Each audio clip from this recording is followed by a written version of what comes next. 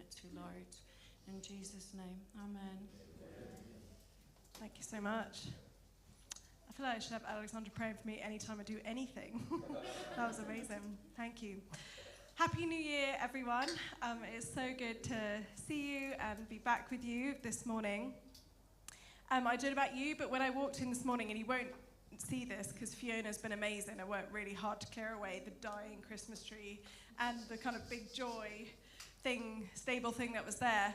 It all felt a bit stale, and you may have had the similar reaction to me to coming into your living room, seeing the Christmas tree on January the 1st and being like, that needs to get out now. It's so stale. And the way in which we often combat that feeling of being stale, of sort of feeling a slight dread and anticlimax of coming into the new year, but with the same problems, the same life, the same rhythms returning after our sort of festive season. We kind of try and magic up some motivation and generate some happiness with New Year's resolutions. Now, I am, for anyone who knows me well, will know that they're just not surprised to hear that I am terrible at New Year's resolutions. I have big plans to become a perfect person that year, have like a long list, and then they all fall off literally in the first week, not even longer than that. So for me, this time of year is kind of, I really have to embrace the true Claudia and admit that I struggle with resolutions. But today, Thomas asked me to start us off by looking at the book of Daniel. It's just a one-off. Next week, we're going to be starting a series on Romans, and I will put to you that there is something else that we can use to propel us into this year that can bring us that kind of fresh approach, fresh motivation that is shown by the example of Daniel. Daniel, for those that don't know, is a book of two halves. It starts with a series of stories about Hebrew Israelite people operating in the world of Babylon and then the world of Persia as well. Then the second half of it is like apocalyptic, prophetic literature that Daniel writes. It's his prophecy about a time that is to come, God's everlasting kingdom, of which we know some more about later on. But its historic context is the time period it's taking place is about 70 years, about 600 years before Jesus. And in that time period, the people of Israel are living under imperial rule. They've been conquered by the Babylonians. And also, the people of the book of Daniel see the Babylonian Empire fall and the Empire of Persia take over as well. So I've got a couple of maps of the empires, because I like maps. I know that's really embarrassing. I'm getting some nods. I'm so glad you like maps too as well, Amanda. That makes me happy. Anyway, it's quite interesting, isn't it?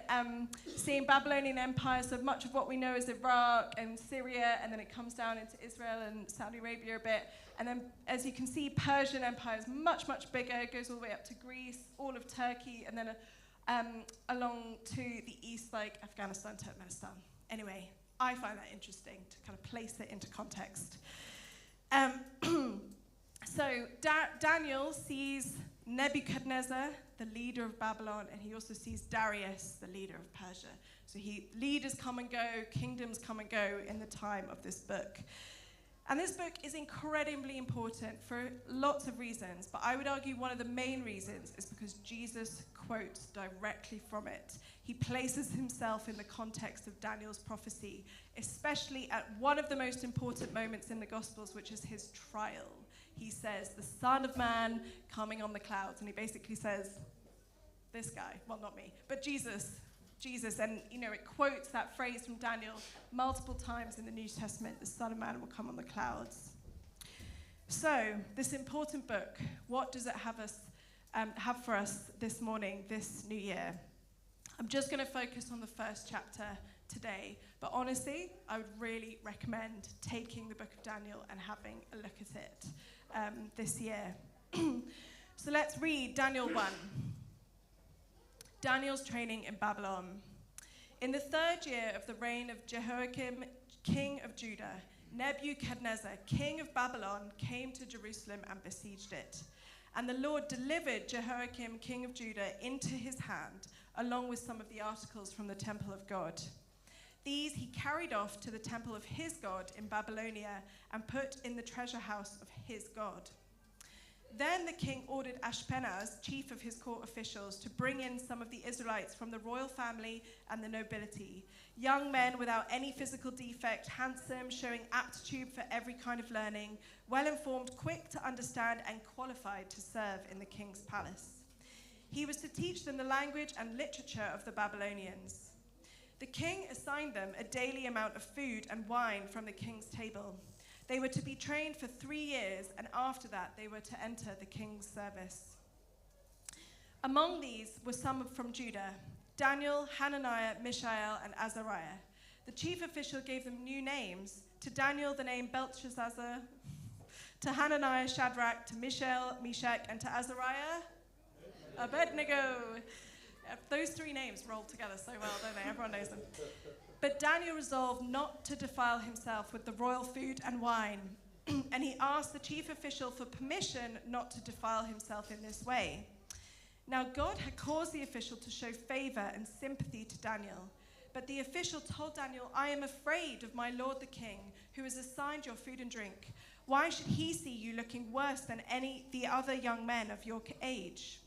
The king would then have my head because of you."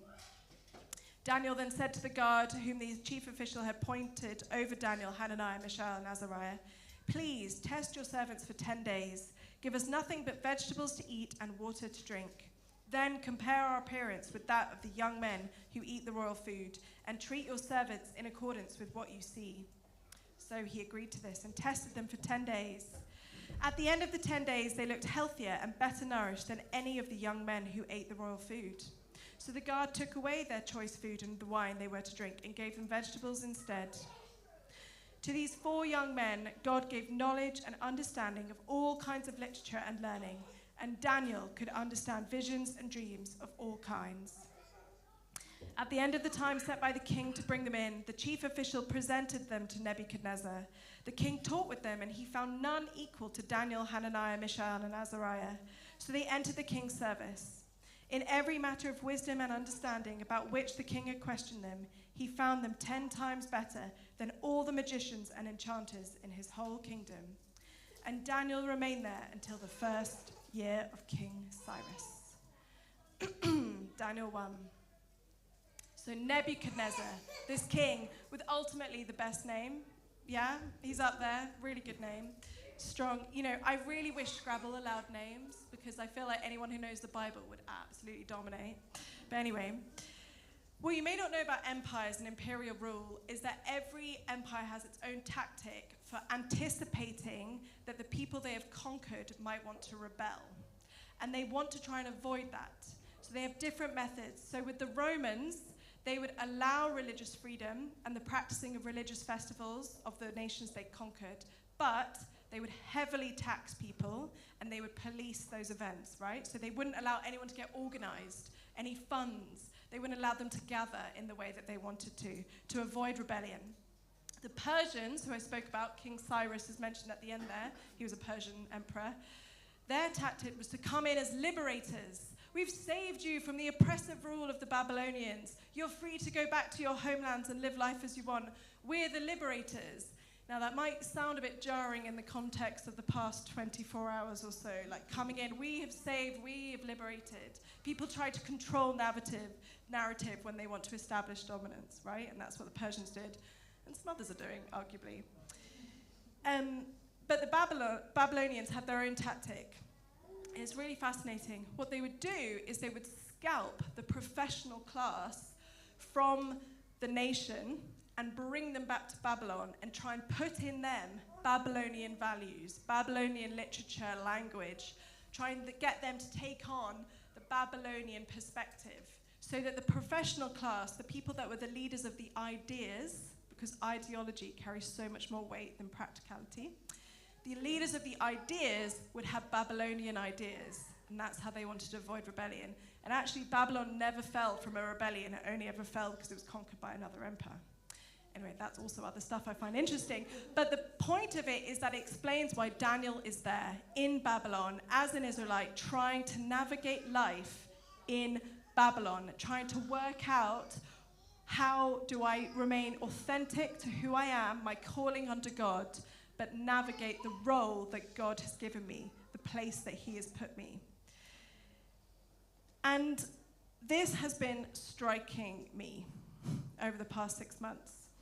Because in September, a partner at my law firm, who I work very closely with, based in London, hired a new colleague, another lawyer, down south in London, and she came up to Scotland to meet us and for a work trip, and her and I had lunch. And we were trying to get to know each other, and she was like, and then, yeah, Sundays for me are taken up mostly because I lead worship. And it's so funny because the subculture, I was like, I know what that means, that phrase. Anyone who's not in our weird subculture would be like, okay, cool, that sounds odd. But I was like, leading worship is a phrase that you only hear in certain environments. And so I was like, okay, I'm not sure what she meant by that, but I'll just test the waters. And I was like, oh, that's so interesting. I'm a really big part of our church as well. My husband's actually a pastor. So I know pastor is another one of those subculture words that would communicate. And she was like, oh my goodness. And I was like, oh my goodness, we're both Christians, we both love Jesus, this is amazing. And since we met and since we established this connection, we have been meeting virtually, because she's based in London, every week to pray for each other and talk frankly about what it's like to navigate our life in this firm. And it quickly became obvious to us that this firm is Babylon, right? It's this sector, it's this secular culture that we're living in, that we're trying to navigate. And as we met, we felt drawn to read the book of Daniel and understand his example and see how can we do this? Because clearly God has put us here for this time, operating within an organization that is fundamentally flawed. Okay, it's fundamentally not the kingdom, but for some reason we're here. For some reason she's been hired and we've met and we're praying for each other. God's doing something, right? And so we started reading through Daniel, and Daniel 1 ruined me, ruined me, because of the two key behaviors Daniel chose in this first chapter. In a chapter where he's disempowered, he's a junior, he's a trainee. In a chapter where he could be victimized, he's been displaced from his homeland. His whole nation, their established authority has been destroyed, where he has every opportunity to be bitter about the environment he is in, and yet the way he conducts himself is extraordinary, extraordinary. And there's two key behaviors I want us to reflect on today: resistance and respect. The first one is resistance. Let's read again verse 8. But Daniel resolved not to defile himself with the royal food and wine, and he asked the chief official for permission not to defile himself in this way. So the reason that Daniel has done that is because in Babylon they had a practice of offering the food and drink to idols before they were consumed, okay? And according to Moses' law, Deuteronomy and Exodus, it says, do not practice idol worship, okay? Don't do it. And eating the food that's been sacrificed to idols could be deemed as idol worship. And so Israelites were like, absolutely not. We're not eating any food that's been sacrificed to an idol. And so Daniel wanted to resolve to defile himself. And as I read through that chapter, and I actually listened to it on the bus a few times, which is a tip if you're finding it hard to make space for reading your Bible, the word that stood out to me was resolve. Resolve. And I've mentioned already, New Year's resolutions. I'm a fad girl. I try and take up new regimes. I try and do new things. I try and force myself to live a different life. But resolve is very challenging for me. But do you know what? The transformational impact of having resolve coming as a challenge from the Spirit, coming from an outside force into my heart, was amazing. And as I went about my day in my work, I had resolve to resist running through my head.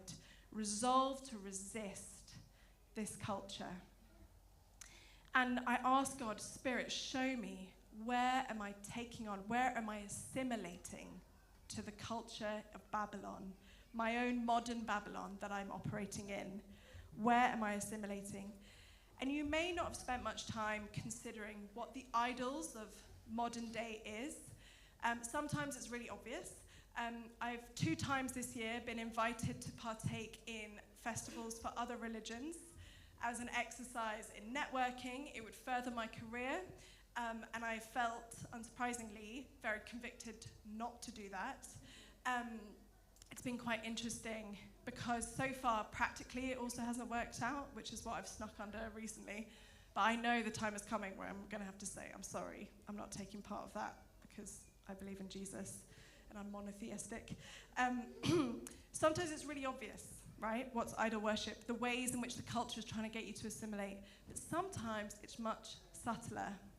However, amazingly, we have the words of Jesus, who manages to transcend any context that you find yourself in and bang, present the truth, okay?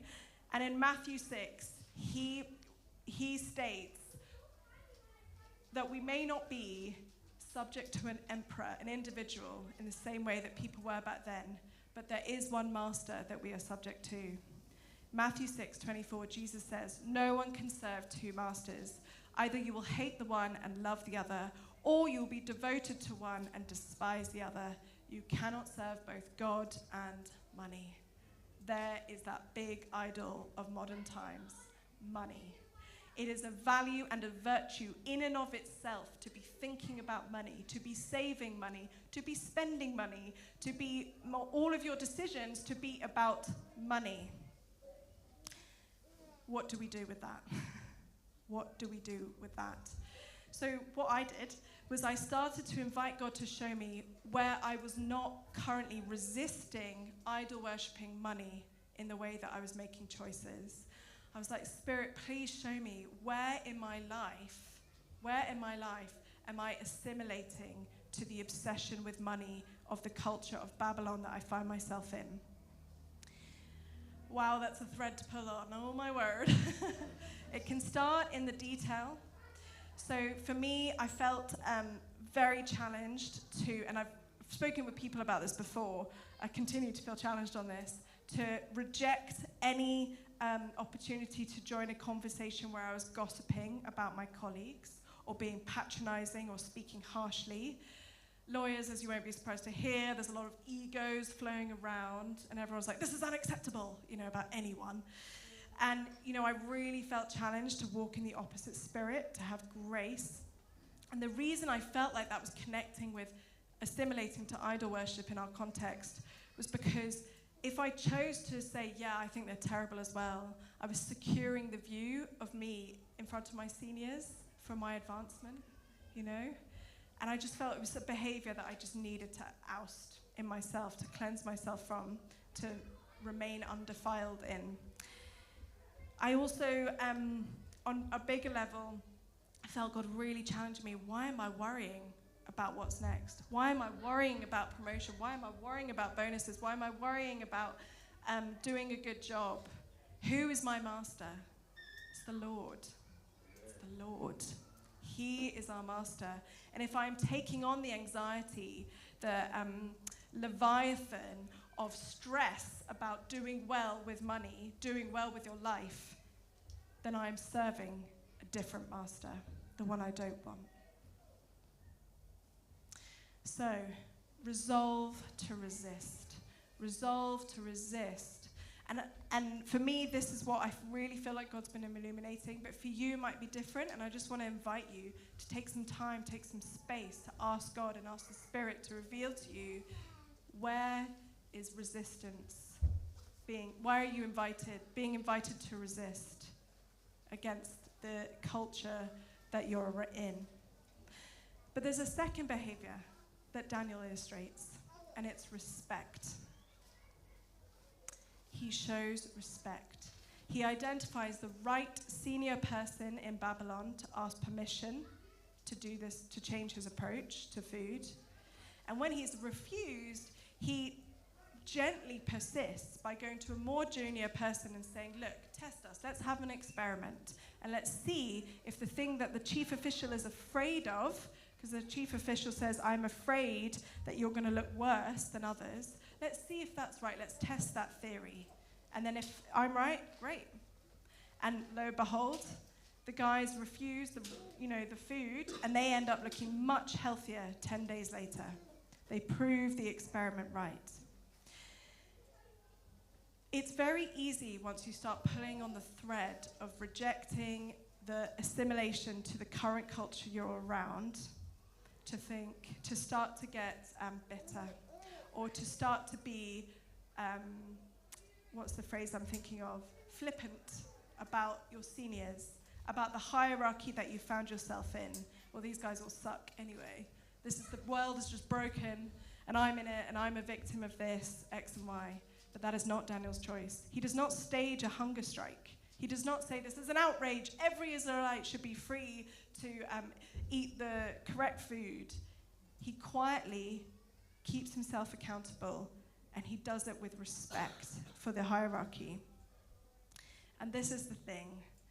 We as Christians are called to be humble and have integrity no matter the context we find ourselves in, especially when it's unfair. Especially when it's unfair.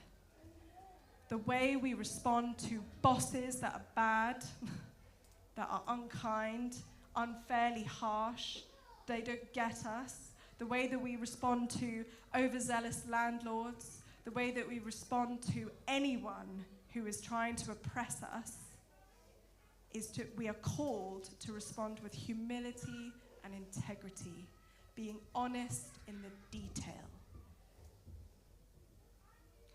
How can we both be not assimilating and not entirely separate as well? Well, that's what most of us in this room do.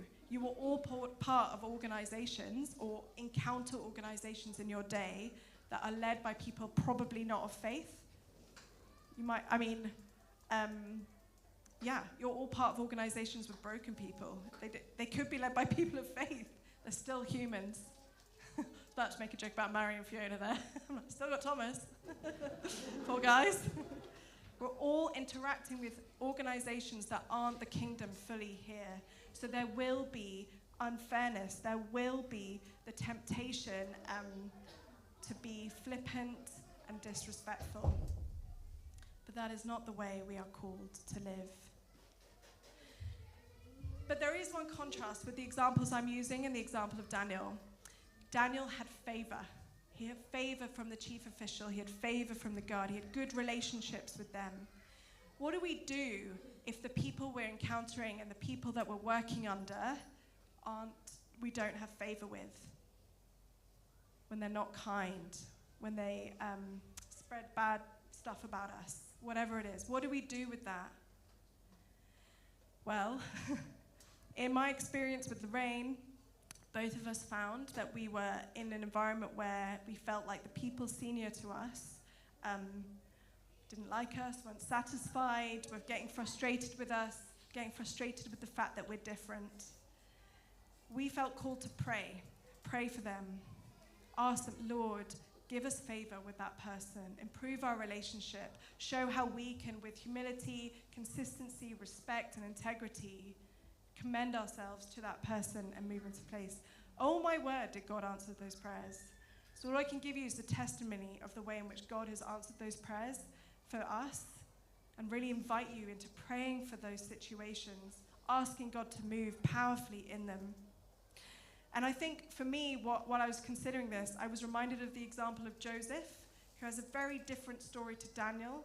Daniel just kind of rocks off, doesn't he? He just sails upwards, and he moves with integrity and humility.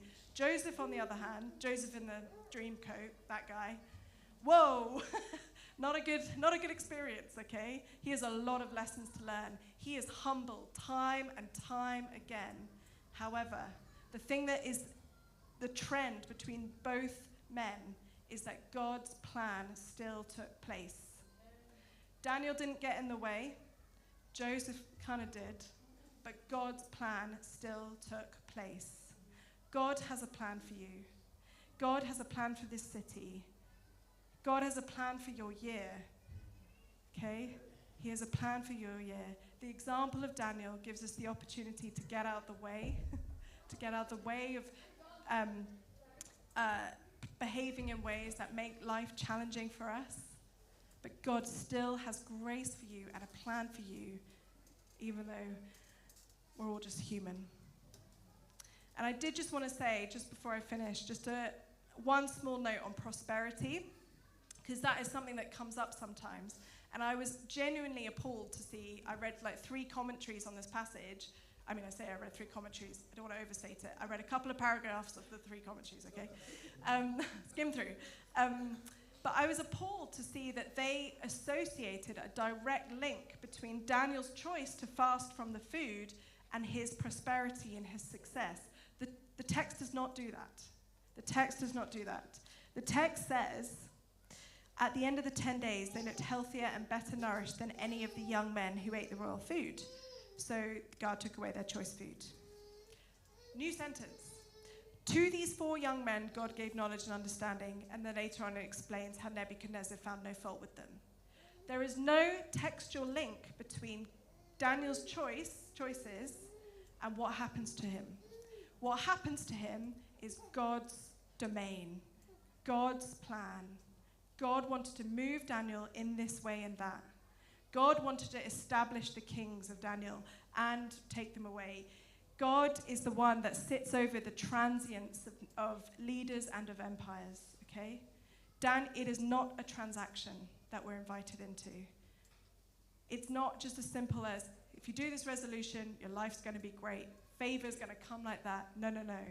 We are called to be faithful, and we're called to trust in God's plan for us. That's it. That's it. So finally, we're going into Romans next week. Romans is obviously a letter written by Paul to the Romans, people under a different empire in a different time, in a different context. Paul was living in an empire he did not side with, and he was articulating this nuance of respect and resistance as well. And you see this in Romans 12 and 13. I just found this fascinating. Romans 12. Do not conform to the pattern of this world, but be transformed by the renewing of your mind. Then you'll be able to test and approve what God's will is, his good, pleasing, and perfect will. But then in Romans 13, let everyone be subject to the governing authorities, for there is no authority except that which God has established. Whoa! On one hand, we're not meant to conform to the pattern of this world, but on the other hand, we're meant to be subject to the authorities.